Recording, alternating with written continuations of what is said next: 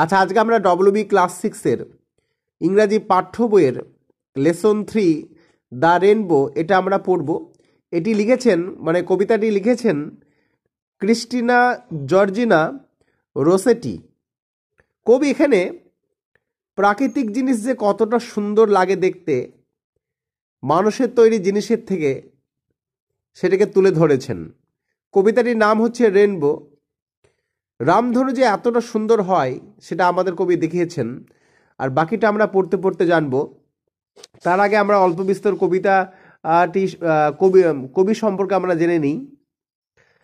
Christina Georgina Rossetti was an English poet.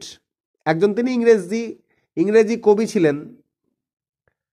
Who wrote a variety of romantic, variety মানে বিভিন্ন রকমের, romantic, devotional মানে হচ্ছে ভক্তিমূলক, অ্যান্ড চিলড্রেন্স পোয়েমস। তার মানে কি হলো যে ক্রিস্টিনা জর্জিনা রোসেটি একজন ইংরেজি কবি যিনি বিভিন্ন রকমের রোমান্টিক, ভক্তিমূলক এবং শিশুদের কবিতা লিখেছিলেন। শি ইজ পারহ্যাপস মানে সম্ভবত, বেস্ট নোন মানে সবচেয়ে বেশি পরিচিত, ফর হার পোয়েম তার কবিতা গবলিন মার্কেট, তার যে কবিতা গবলিন মার্কেটের জন্য তিনি সবচেয়ে বেশি পরিচিত। চলো আমরা এবার লাইন বাই লাইন পড়ি। বোট সেল নৌকা ভাসে অন দ্য রিভার, নদীতে, নৌকা নদীর উপর দিয়ে ভেসে যায় এরকম মানে। অ্যান্ড শিপ সেল জাহাজ ভাসে অন দ্য সিজ মানে সমুদ্রের উপর দিয়ে, অর্থাৎ জাহাজগুলি সমুদ্রের উপর দিয়ে ভেসে যায়। Boat sail on the rivers, নৌকা নদীর উপর দিয়ে ভেসে যায়। অ্যান্ড এবং শিপ সেল মানে ভাসে, অন দ্য সি মানে সমুদ্র, এবং জাহাজগুলি সমুদ্রের উপর দিয়ে ভেসে যায়। বাট ক্লাউডস কিন্তু মেঘেরা বা মেঘ, দ্যাট সেল যেটা ভাসে, অ্যাক্রস দ্য স্কাই আকাশ জুড়ে, এখানে অ্যাক্রস মানে জুড়ে, আকাশ জুড়ে, কিন্তু আকাশ জুড়ে ভেসে যায় মেঘ।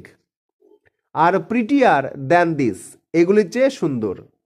প্রিটিয়ার মানে সুন্দরতর, এগুলির চেয়ে সুন্দরতর। এইবারটা কোনগুলির থেকে? এই যে নদীতে নৌকা ভাসে, তারপরে সমুদ্রে জাহাজ ভাসে, এগুলি থেকে সুন্দর কে? এগুলি থেকে সুন্দর হচ্ছে আকাশে ভেসে বেড়ানো মেঘ। ঠিক আছে, এটা মনে রাখতে হবে। দের আর ব্রিজেস অন দ্য রিভার্স, যে নদীর উপরে ব্রিজ রয়েছে। আমি একটু আগে বলছিলাম যে কবি এখানে মানুষের তৈরি যে জিনিসগুলি, এই যে ব্রিজ নদীতে কারা তৈরি করে? মানুষেরা তৈরি করে। এই মানুষের তৈরি জিনিসের থেকে প্রাকৃতিক জিনিস যে কত চমকপ্রদ এবং কত সুন্দর হয় কবি এখানে দেখিয়েছেন। There are bridges on the rivers, নদীর উপর ব্রিজ রয়েছে। As pretty as you please, মানে এতটাই সুন্দর, এতটাই প্রিটি, অ্যাজ ইউ প্লিজ তোমাকে সেটা সন্তুষ্ট করবে। প্লিজ মানে এখানে সন্তুষ্ট করা, ঠিক আছে। বাট কিন্তু দ্য বো মানে ধনুক, দ্যাট ব্রিজেস হেভেন, তবে ধনুক যা স্বর্গকে সেতু বন্ধন করে। আসলে এখানে রামধনুর কথা বলা হয়েছে, ঠিক আছে। তোমরা যদি নিশ্চয়ই রামধনু দেখে থাকবে, এত সুন্দর লাগে আকাশের দিকে তাকিয়ে। কি বলছে? বাট দ্য বো দ্যাট ব্রিজেস হেভেন, হেভেন মানে স্বর্গ, আর ব্রিজেস মানে এখানে সেতু বন্ধন করে। তবে ধনুক যা স্বর্গকে সেতু বন্ধন করে। And over tops the trees, এবং গাছগুলিকে ছাড়িয়ে যায়। ওভার টপস মানে হচ্ছে উপর দিয়ে, ঠিক আছে, মানে এখানে বলতে হবে গাছগুলিকেও ছাড়িয়ে যায়, গাছের উপর দিয়ে যায়। And builds A road, build মানে নির্মাণ করে, এ রোড মানে একটি রাস্তা, ফ্রম আর্থ টু স্কাই, এবং পৃথিবী থেকে আকাশ পর্যন্ত একটি রাস্তা তৈরি করে। ফ্রম মানে থেকে, from earth to sky, from earth to sky মানে পৃথিবী থেকে আকাশ পর্যন্ত। Is prettier far than this, এগুলির থেকে অনেক বেশি সুন্দর। ইজ প্রিটিয়ার ফার মানে অনেকটা, প্রিটিয়ার ফার মানে অনেক সুন্দর, দ্যান দিস এগুলির থেকে। এগুলি থেকে বলতে কোনগুলি থেকে? এই যে নৌকা নদীতে চলে, জাহাজ সমুদ্রে ভাসে, নদীর উপর যে ব্রিজ থাকে,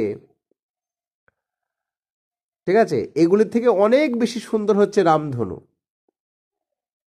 ঠিক আছে, যেটা কিনা মানে পৃথিবী থেকে আকাশ পর্যন্ত একটা রাস্তা তৈরি করে, স্বর্গের সেতু বন্ধন করে, যেন মনে হয় স্বর্গের রাস্তা তৈরি হয়েছে রামধনু দিয়ে, ঠিক আছে।